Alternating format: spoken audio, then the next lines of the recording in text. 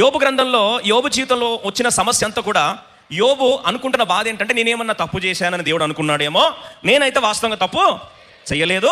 ఈ నా యొక్క నిర్దోషత్వాన్ని, నా యొక్క యథార్థతను నేను దేవుని దగ్గర ఏం చేస్తాను, రుజువు చేసుకుంటానని పాపము తన జీవితం అంతా కూడా నరకయాతన పడుతూ ఉన్నాడు. వాస్తవంగా దేవుడు ఒక మాట చెప్తే అయిపోతుంది కదా, ఏమని? యోబు ఓపిక పట్టు, ఈ కురుక్షేత్ర యుద్ధం నీకు నాకు కాదు, నాకు సాతాను జరుగుతుంది, నీకు ఇది ముందే పేపర్ చెప్తున్నాను అర్థం చేసుకొని చెప్పుంటే యోబు ఎంతైనా పడేవాడు.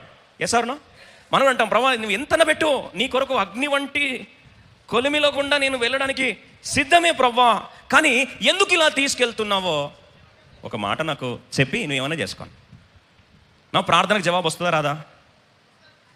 అదేదో చెప్పు, వస్తుందంటే వస్తుందని చెప్పు, రాదంటే రాదని చెప్పు. కానీ నువ్వు ఏమీ చెప్పకపోతే నీ నిశ్శబ్దం నేను ఏమని తెలుసుకోవాలి? How do I decipher your silence? నువ్వు ఇంత మౌనంగా ఉంటే నేను ఏం అర్థం చేసుకోవాలి ప్రభా? కొన్నిసార్లు దేవుడు నో చెప్తే చాలా ఈజీ కదండి, ఇంకా దాని గురించి పెద్ద ఆలోచించాం. దేవుడు ఎస్ చెప్తే ఇంకా చాలా సంతోషం, కానీ ఎస్ చెప్పడు నో చెప్పడు నరకంగా అనిపిస్తుంది కదా. అవునండి అనే వాళ్ళు చేస్తండి. దేవుడు దీవించను గాక. Download ShareChat.